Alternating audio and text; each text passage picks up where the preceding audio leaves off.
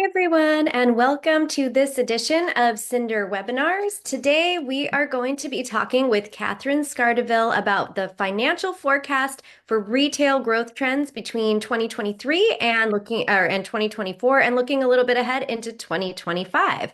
So, thank you, Catherine, so much for joining us today. I'm going to go ahead and read your bio and then invite you to share a few comments before we dive into all the questions.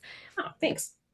Sure. So, Catherine is the founder and CEO of Equilibrium Consultants. She's also the CFA at Modern Drummer Publications Incorporated.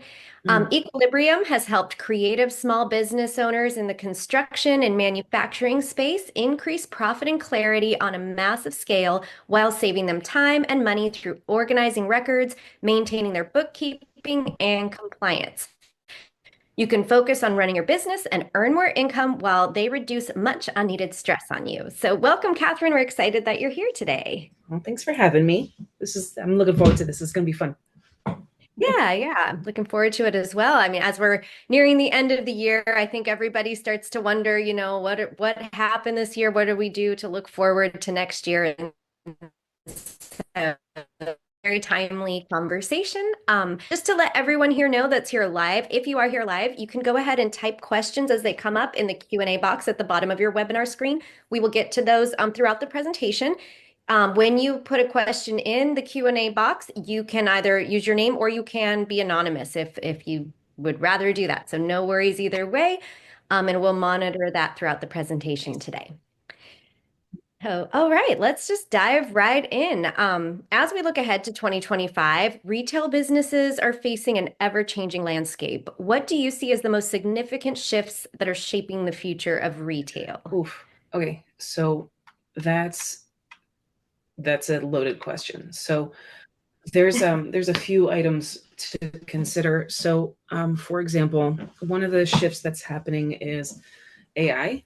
AI is a giant is it if you're not going to jump on the AI train, you might be left back in the dust, right? So there's an item called omni-channels, and in our case we say omni-channel excellence, right? Because the consumers, they get busy, they get distracted, and they're juggling like 5 apps at once. So a lot of retailers now are jumping on, let's say, a secret sauce, so the retailers, they'll merge their online stores with their brick and mortar stores. So there's a new buzzword called uh, oh god, it's a mix of physical and digital. So it's phygital, which is a hilarious word. So what they'll do is they will kind of merge their digital store and their brick and mortar store. And just to give you an example, Target has their curbside pickup, but the way they do it is they kind of make it feel like a VIP service. And a lot of other places tend to do the same thing, like Walmart or gosh, name a department store. They're kind of jumping on that bandwagon. But the nice part about Target is that they will they recognize that that's an important service to a lot of individual consumers that don't have a lot of time, for example. So they will instead put that service on the forefront, not just their sales items or their discount items or anything like that. They're going to put this as the main focus. And then another example would be a place like Nordstrom's, right? And Nordstrom's has in their app something called reserve and try. So you can reserve a piece of clothing, go to the store, and then try it out. And if you don't like it, just put it back on the rack. So that kind of consumer relationship kind of builds a lot of loyalty, which we'll get to that later.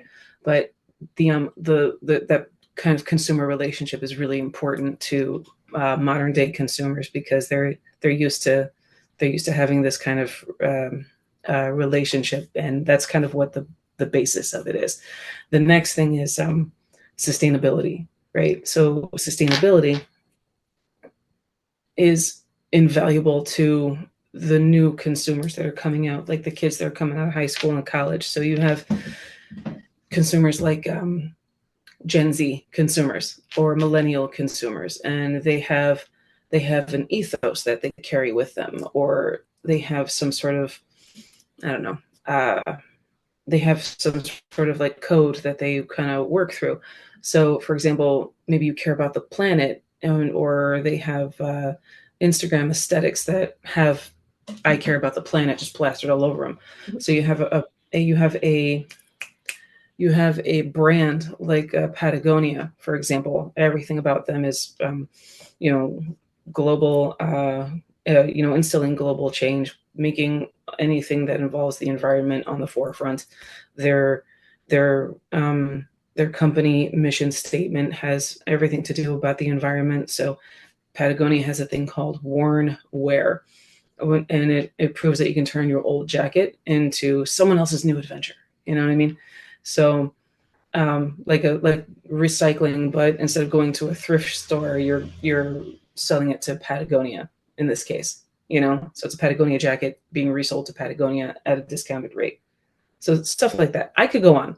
You know what I mean? But Yeah, if there are more, I think this is helpful because we're, trying to get this snapshot of what are the most impactful trends that you've seen and like how does that move into 2025. So anything that can kind of, give folks a chance to think ahead, like maybe you might be internet only retailer, so maybe something like Target's Drive Up's not going to work for you, but how could you possibly add more sustainability into your business? Or are there any other kind of impactful trends that you would say people should look into? yes, oh my gosh. So the first step is hyper personalization, right? And these might sound like buzzwords, and believe me, they are, but they're going to be really helpful to you if you're an e-commerce store, or if you're some kind of brick and mortar hybrid e-commerce facility of some kind. It's all going to be helpful to some degree. So for hyper personalization, so think of it like this for hyper personalization. Like, so one of your parents made you dinner, or one of your guardians made you dinner, but they predicted what you probably wanted, right? Mhm. AI now does that for you with your shopping cart, which is just bananas. Yeah.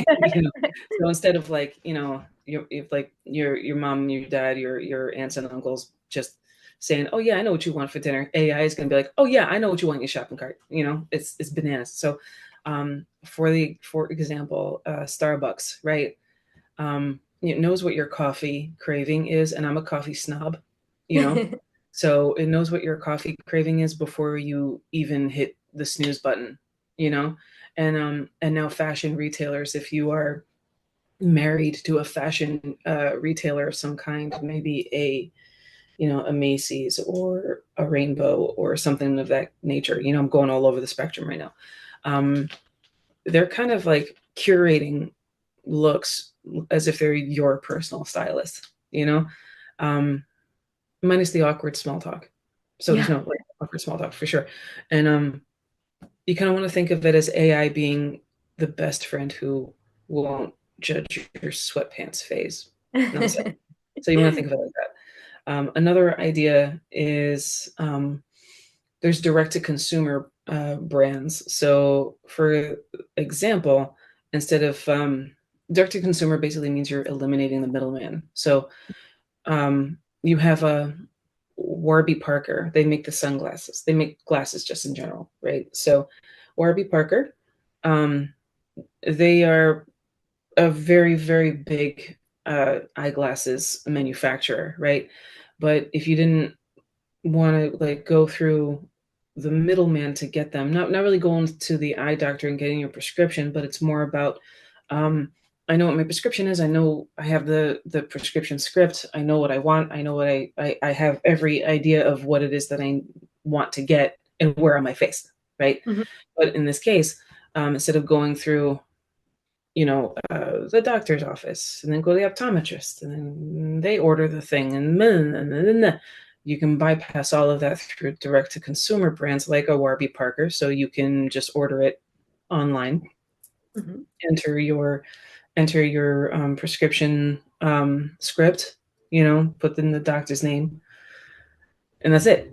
You know, you Yep. can just curtail the middleman entirely, and eliminate all the decision fatigue right there, especially if you already know what you want. Right. And then you have ideas like experiential retail, which has to do with how the consumer experiences the shopping process within the website or within the brick and mortar. So IKEA, for example, has um, both. They have the gargantuan warehouse, in the middle of nowhere for a lot of people. I'm in New Jersey, so it's all the way up in Elizabeth. It's only 35 minutes, but still. And then you have they have like this full sensory thing, right? So it's not just selling furniture. You shop, you eat the meatballs, and then you dream of all this minimalist bliss. Yeah.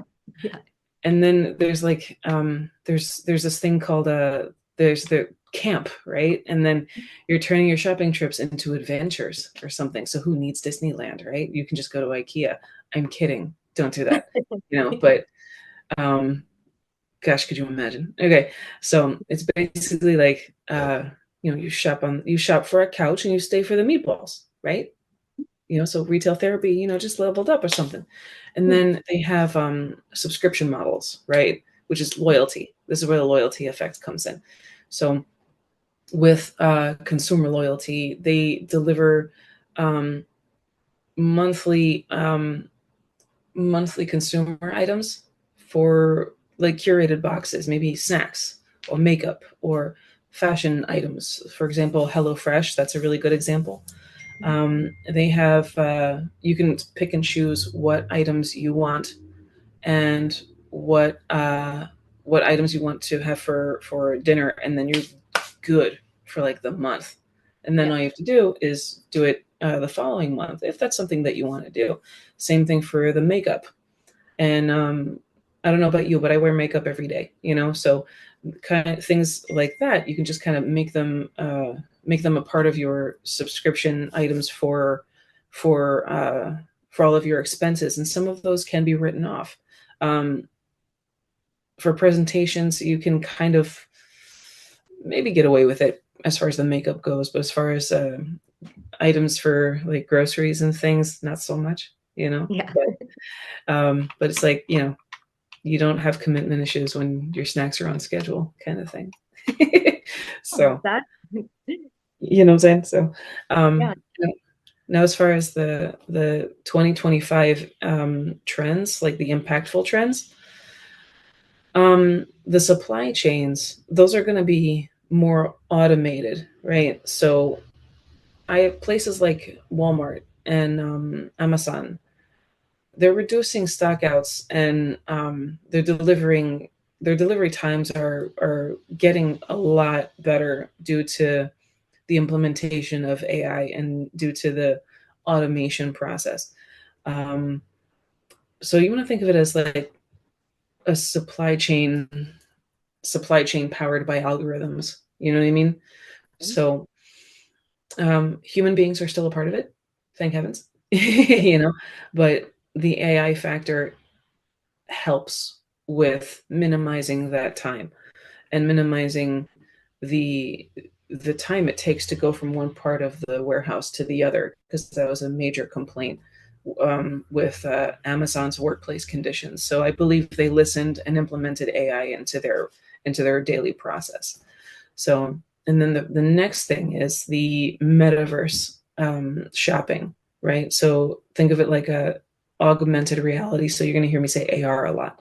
So um, in this case, like you would try the lipsticks in stores, for example. Like you would go to the makeup counter and you would like maybe put it on your hand, or Mhm. you'd actually try it out.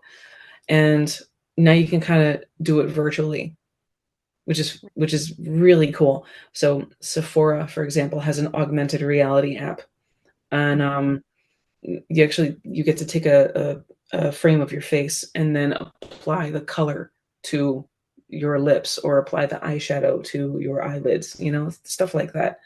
That's Um, actually these glasses I bought because I did an online, just tried on a bunch virtually and picked these. there you Yeah. go. Yeah, augmented reality, AR. It's crazy. Yeah. Mm. I'm And do you talking think a lot, so I want to something make sure I'm not like, Oh no, sorry. this is all great. Is augmented reality, would you say like first maybe somebody who has like a smaller business, are there ways to implement that or does it take a lot of infrastructure, to get that in place? As far as that goes, I'm not really a techie person, but I do know that there are certain app developers or development processes that Mhm. have that in it. You know what I mean? Yeah. Unfortunately, I only do the finance side, but the I do know that the AR method and the AR implementation comes with certain developments of certain apps. So that can be done. Unfortunately, that's kind of beyond my scope. Great. So, Thank you. And I just want to remind everybody that's here live, if you have any questions as we're talking, please, you don't need to wait till the end to put them in the chat. We'll put them in that Q&A box at the bottom of the screen, and we will get to those as it makes sense to do so. So let's chat a little bit about kind of the challenges that you see retailers facing in 2025. I mean, we've talked, there's a lot going on, there's a lot of changes, a lot of really cool stuff happening with the AI. But what do you see as sort of, the challenges that they will face going into this new year, and how can they possibly tackle them effectively? oh yeah, okay. So there's some major shifts coming that the retailer should be prepared for. Um, I saw three, so I'm gonna try to focus on those.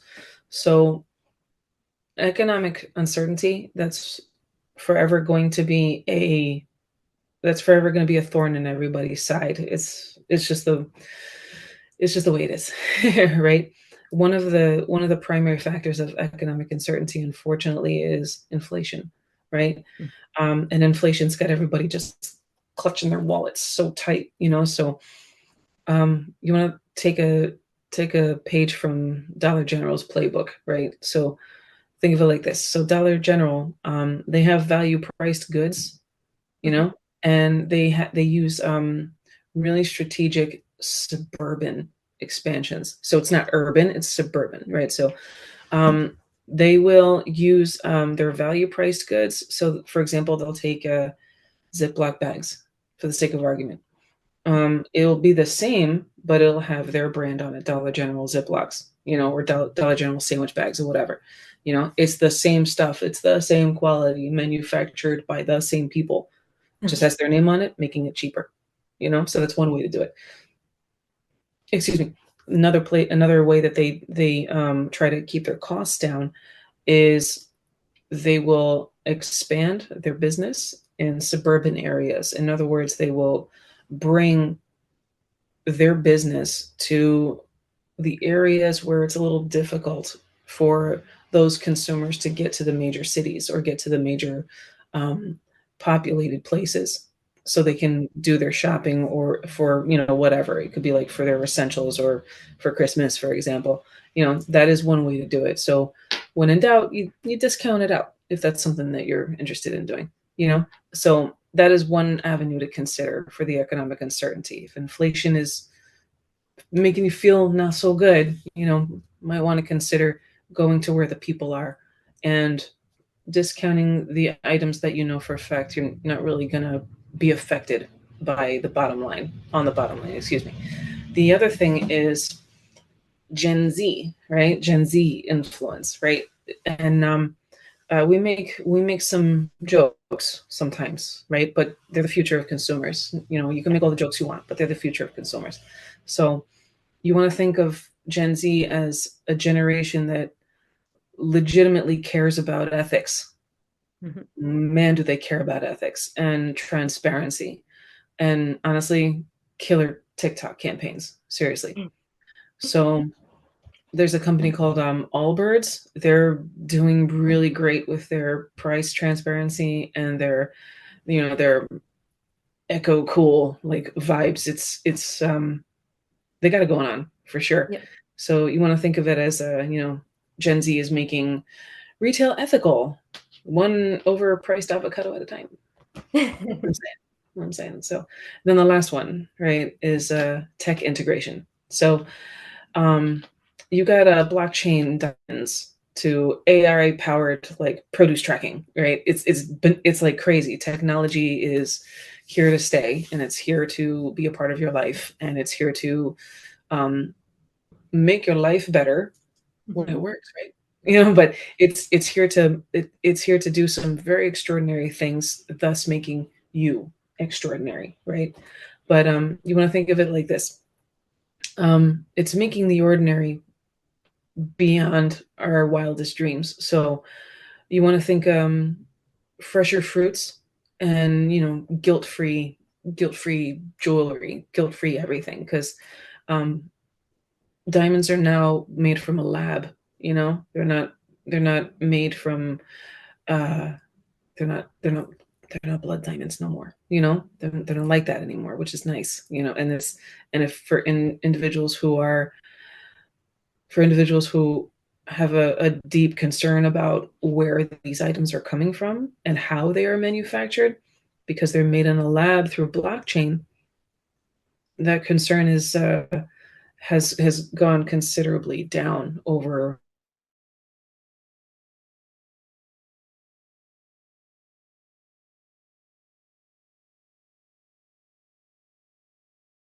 right? So it'll be like fresher lettuce, fresher dating profile because oh, I have great diamonds that were grown in a lab, stuff like that. So those are the three that I would be aware of. Okay, awesome. And what would you say are some retail sectors or maybe some sub industries that you think will have the strongest growth in 2025 and why? Okay. E-commerce, hands down. That's the top one for sure. Because everybody's in motion. Nobody really stops unless they are told to stop, or their jaw is clenched so bad that they have to sit down and be like, "Oh man, I should probably stop." So, but they're on their phones constantly. So, um, it's mobile first, it's global, and it's nobody stops for anything really, unless they really have to. So, because people are on their phones often, e-commerce should be just as mobile as their consumers are. So you want to consider companies like Alibaba,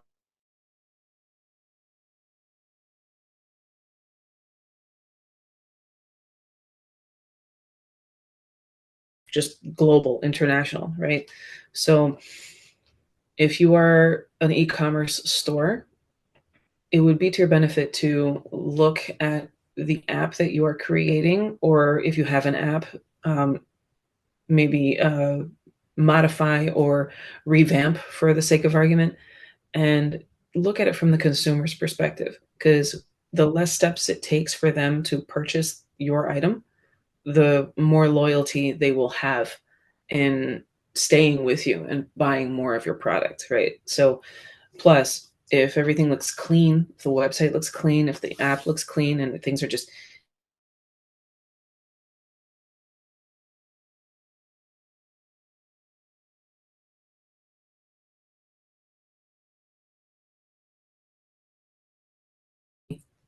billion with a B in 2025. So Wow. swiping your thumb, man, swiping your thumb is worth billions. Wow. You can be part of that. All right. So something to think about. All right. So that's the first one. The second one is luxury goods. Hilarious, right? So luxury goods, you want to think like $5,000 handbags, and bespoke experiences. So needless to say, those high end customers, they're back. They're here to stay. They're here. They're here and they want to buy from you. And they're spending big on everything from rare watches to immersive travel. So if you've got something high ticket that you as a consumer would be very interested in buying, build on that. Build on that. I mean, the numbers are here, right? Because these luxury goods, you need e-commerce to be a part of that. So in order to sell the luxury goods, you need an e-commerce store. You could be part of that $620 billion profit center Yep. in 2025. I don't mean to have a face. It's just that please do the thing. You can do the thing. You deserve to be a part of it. So um yeah, so luxury goods, if you got a high ticket product, you got a high ticket service, you got high ticket whatever, um start now. You know what I'm saying? So, there's nothing says I'm back like a handbag that costs more than rent. It's okay. Okay. You know. Yeah. I could go on. I won't shut up. So, Well, I know we talked a bit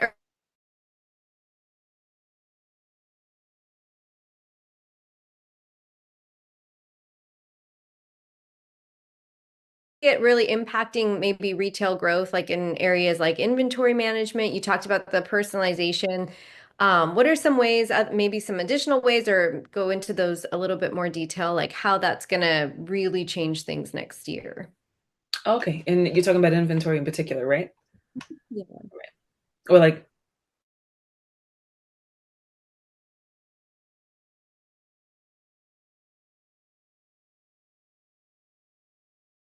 that AI will take over everyone's jobs, or AI will take over everyone's, oh gosh, AI will just take over, right? And it'll be the Matrix or something like that. So, um, uh, the likely of this turning into a movie, the likelihood of it turning into a movie is very, very low, first of all. Second of all, um, the concept of something taking over our jobs is as old as the country. So maybe instead of using that terminology,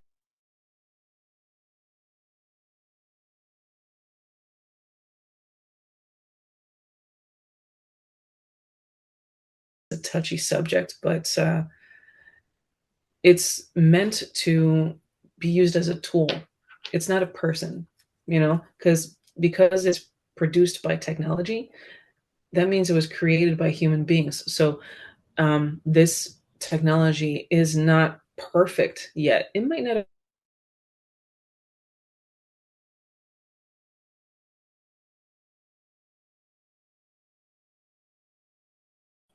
to help you improve upon the processes that you already have. Mhm. And it is also to help you identify any pain points and possibly help you create certain ideas that you might not even have thought of before. So it's a tool. It's a silent partner that really doesn't give you any flack or judge you in any way. So think of it like that. Now, the cool part about it helping you maintain your inventory, excuse me, is that it will encourage you to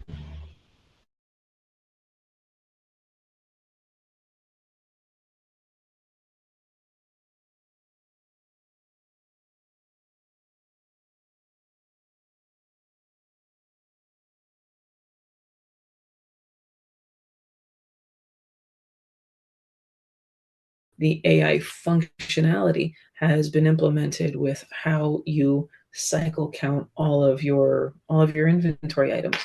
I bring that up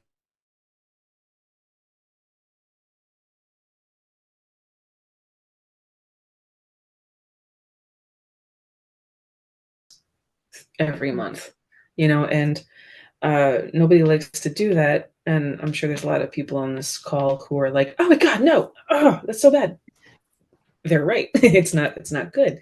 But the cool part about AI is that it will identify things on your behalf to figure out which items were bought more Mhm. and why are there duplicates.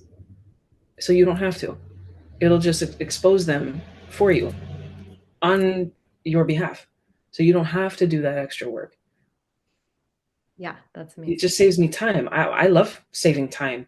I don't know. I don't want to waste time on that. So that's why it's here, you know.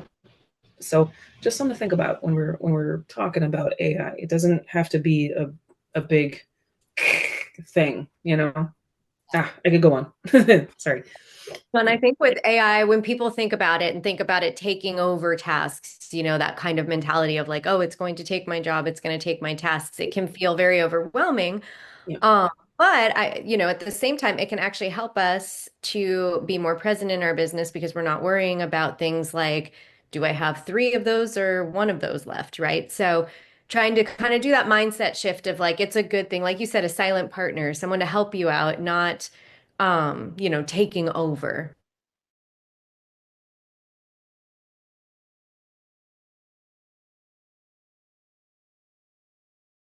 A lot people are worried about it. They got questions. What do you see as kind of like a way, like say somebody's newly implementing AI into their ecom business, how can they Mm. kind of balance like that human element with the AI element so that it doesn't feel to them like they are giving their business over to AI? Oh gosh, sure. So, AI is supposed to help you solve issues, solve problems, and implement better processes. That's what it's for. Help you create better content, help you implement better ideas, and all of this other stuff.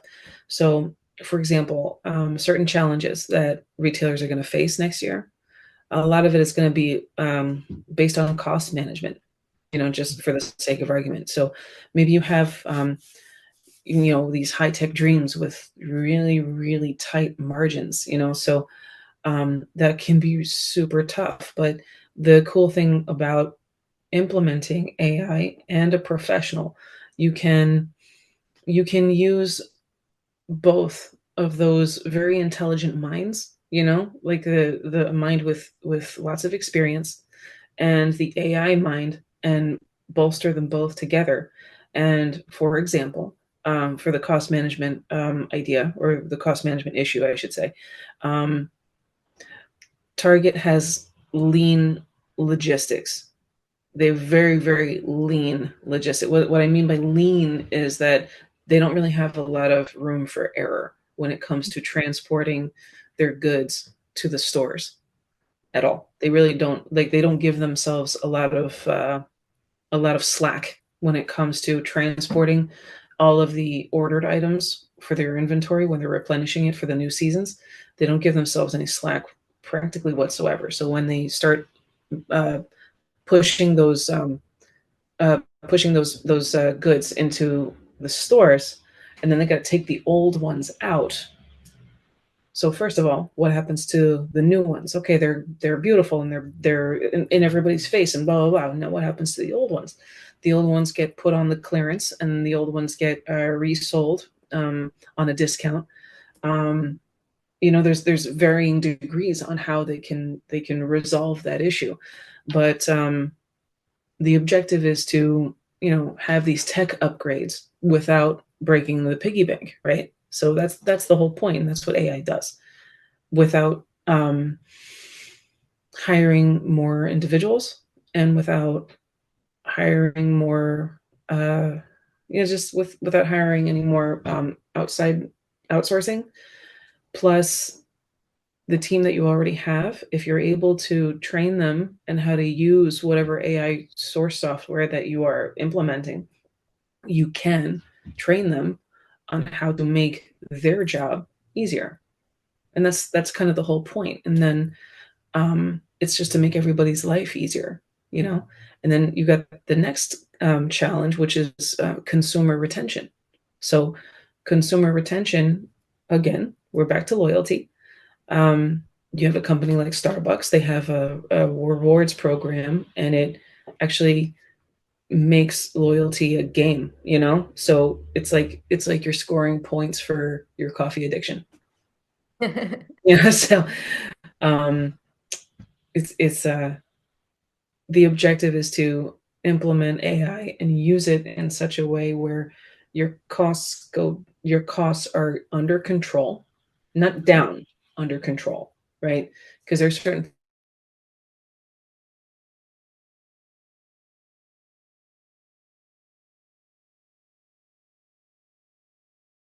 over and over again, you score these loyalty points because caffeine is forever. You know what I'm saying?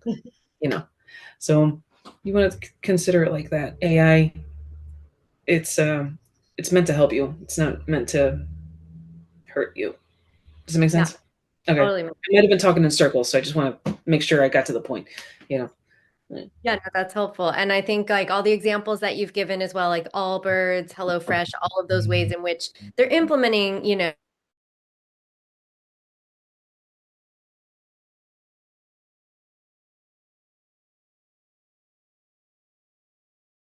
I think most people just don't even realize it. It's seamless. It's just kind of happening in the background, and that's what we want. So we're not advocating here for anybody to give their business over to AI, but this is more about utilizing it as your partner. Yeah. So let's talk a little bit about like trends. And what would you say is one of the most overhyped trends that you saw in either 2023 or 2024?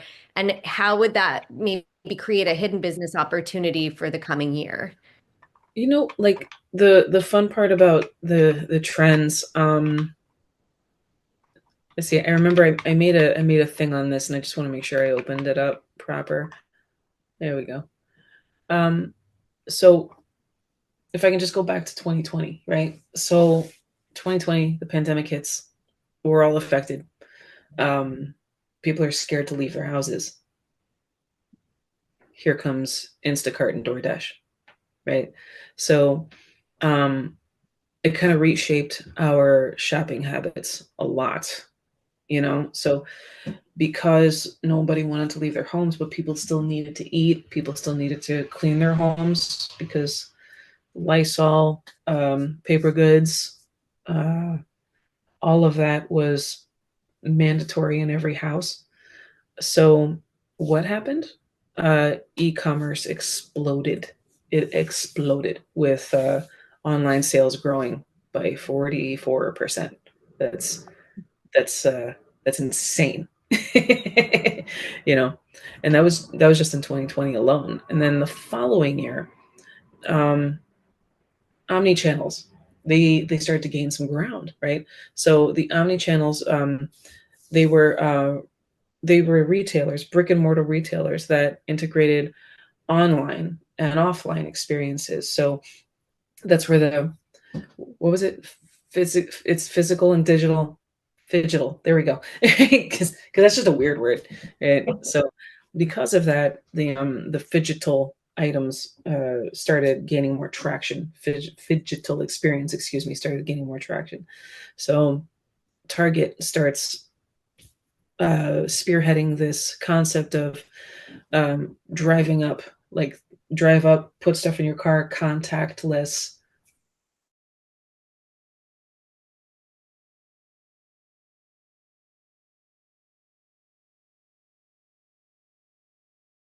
and Sam's Club, and um, oh gosh, I had Costco back in the day, and excuse me, that was very, very helpful for me, because I was able to order everything, and the pandemic was still kind of prevalent in everybody's life, at least over here on the East Coast. So, and then in 22, um, sustainability, right? Sustainability like emerges as a differentiator, right? In other words, um, the circular business models, circular, right, started to gain traction. So by circular, I mean, um, cons- uh, what's the word I'm looking for? By circular, I mean the retailers, when a consumer is finished with their product, the retailer will take the product back and recycle it in order to resell again. And that works in multiple stages, right? So it works with if you are taking it back to resell it, yes, it may go down in value, but the work in progress or in process, if you're in accounting, the work in process will build more value, albeit different value, into that product, so you can sell it again in a repurposed fashion, and because of that labor and materials that you're putting into it, a good portion of that can be classified as a deduction later on. So you will you're going to win either way. You know what I mean? Yeah. So that was in 22, and then finally in 23 last year. So in 22, AI was like in the talks, like, oh, I wonder if this is going to be a thing. And then 23, oh crap, it's really a thing. Oh my gosh, right? So, wow. So AI has now delivered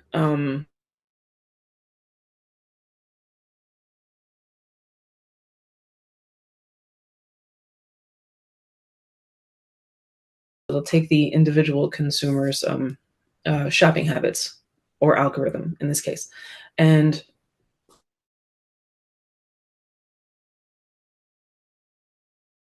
tailor their homepage to what they believe the consumer appreciates based on their shopping habits for the entire time that they have been loyal to that retailer. Mhm. So it's um it's getting pretty intense, and I believe this is kind of why people get a little uncomfortable because how does it know so much about me? It's like, well, we're on the internet constantly, all the time, all the time. What are you gonna do? Not go on the internet? You can't do that. Come on, don't kid yourself. Nope. So for real. And then in this year, there was the rise of the experiential or experience related and metaverse shopping. So it was virtual and augmented reality, just kind of redefined the way we shop, where it's even more customized to the consumer, and it's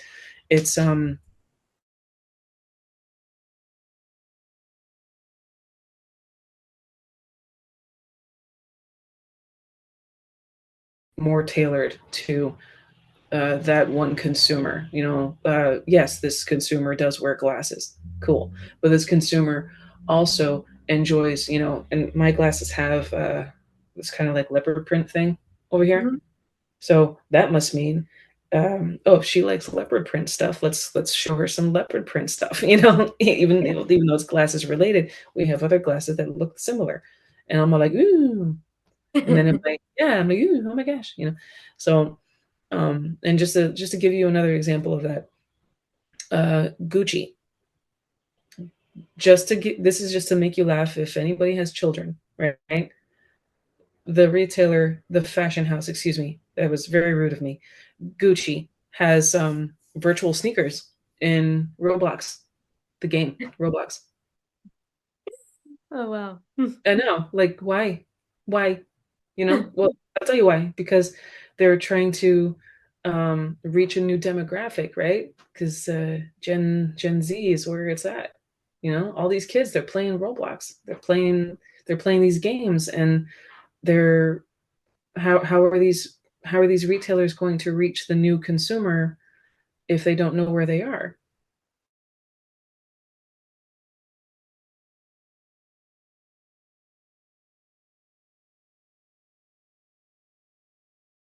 Yeah, I mean, it makes sense when you think about it, right? So, oh gosh, yeah. And then we talked about Sephora and their AR makeup thing with the lipstick and stuff. So, seriously, I won't shut up. Yeah.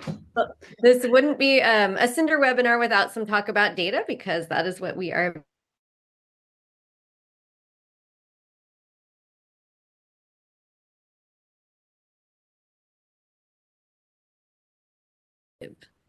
Oh my gosh. So, hilariously, I use Cinder for Modern Drummer, right? So, in Modern Drummer's case, and so just a little background, right? I am in a former life, I was a career musician, and I played drums. So the fact that I work with Modern Drummer is just for me.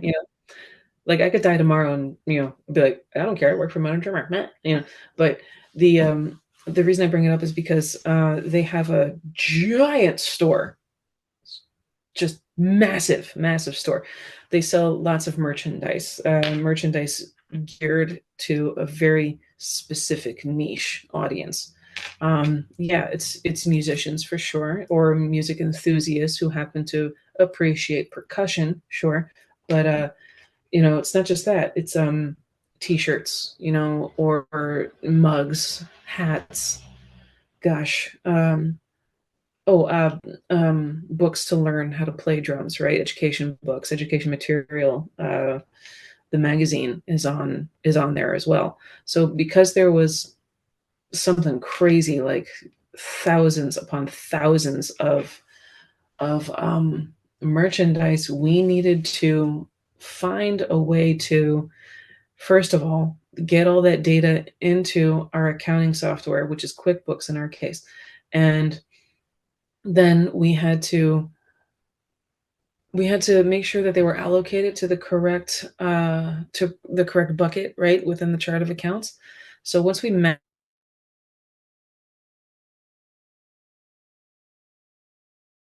in the inventory, because we use non-inventory items, right? So which means we don't have to count anything. We don't store anything in a warehouse someplace else. We don't do that. They're made to order.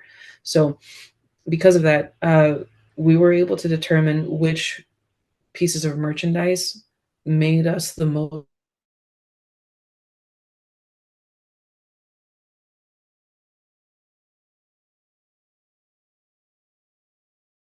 So in our case, we determined that the subscriptions were the were the biggest income driver for our magazine. And then we also determined that as far as merchandising was concerned, it wasn't just the magazine itself.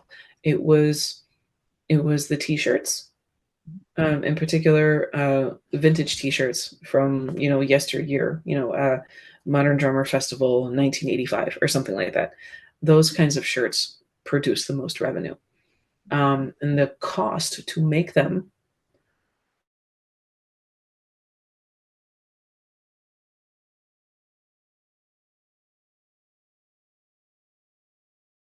and that alone, through what Cinder was producing as far as allocating the data to the correct account. So because of that, and because the process was so easy, and I had to sit down with one person one time, and they walked me through all of the steps, because I wanted it done in a certain way. Like this book has to go here, that book has to go there, this piece of drumsticks has to go there. Blah, blah, blah. It was really seamless for me because that's my responsibility. And then I have to turn it in to make sure the tax return is done properly. So as far as that goes, I'm very happy with it. It was one and done, and oh my god, and the best part was it condensed all of the PayPal, the Stripe, and the Squares um, deposits into one batch. So I was able to, all I had to do was just click match. It was because with the old system, I couldn't do that. And now with this system, I can. Nice. It's beautiful. Is beautiful because last time it was just awful, you know? Yeah, no, that's great to hear. Mhm. Um,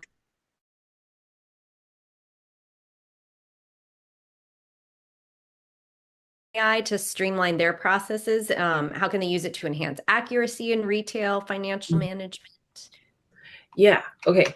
So AI for accountants is actually pretty cool. There's a fear that it'll take over the job. It'll take over all of our tasks, right? Um,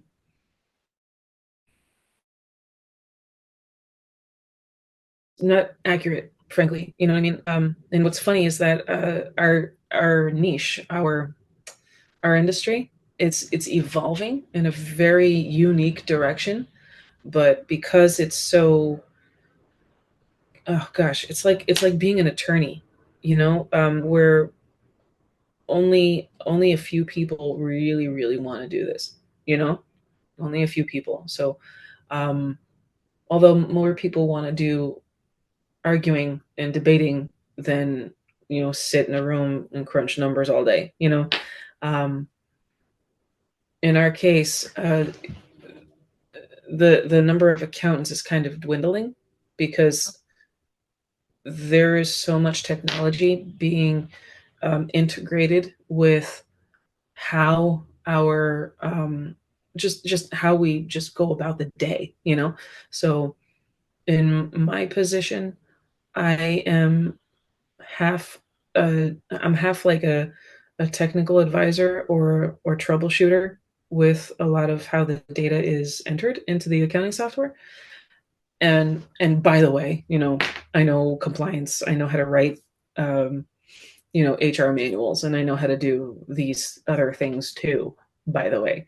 You know, and I think it's a little overwhelming for individuals in our industry who are just probably from a different era that really don't understand, or probably would rather work with someone like me who does understand, um, than try and learn this themselves, because they're, maybe I don't know if it's fear or if it's something else, but I can tell you that I've worked with a lot of CPAs that would prefer to just have me fix something as opposed to me educating them on how to fix it. Right. You know what I'm saying? So, in as far as like AI is concerned, how we use it on a daily basis, um, we will take a balance sheet for the sake of argument. So, if all of your inventory is counted accordingly and properly, it'll line up in the balance sheet where it's supposed to, in inventory assets. And then I'll take the balance sheet,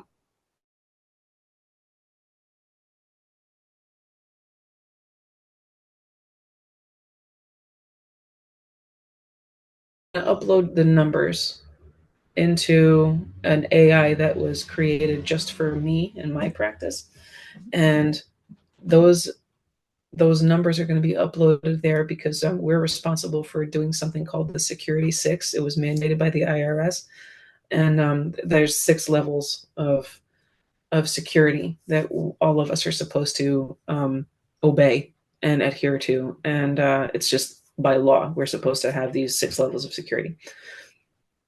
Excuse me.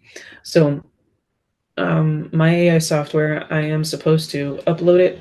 I'm supposed to upload the balance sheet into the software, and then from there, I'll enter a prompt that'll say something like, um, "I have to find I have to find the beginning and the ending balance of the inventory for the entire year, right? Full year." And the purpose of that is to identify if what shows up in the store numbers are accurate with what's in the balance sheet, you know? So I can do that manually. I know how to do that manually. I know how to write it down and all of the things. This is faster, Yeah. you know? So I will upload that. It'll tell me. And then based on that, I'm going to be like, whoa, that's not cool. Or, oh, good, you made money. Nice. Okay. You know, and then from there, we will either tax plan because everything worked out, or we'll have a meeting with the client and say, either somebody stole a bunch of your inventory, or somebody is using your inventory for their store, or someone is not using the system properly. So we need to sit down and see what's going on. That sort of thing, you know, and that's why it's so important to use it. But you got to know what to ask it in order to do that. Right. Yeah. Yep. Well, we are almost out of time here, but before we Yes. end, just a couple things. I have one more question for you, but if you could let the audience know, how can they get in touch with you if they would like to reach out?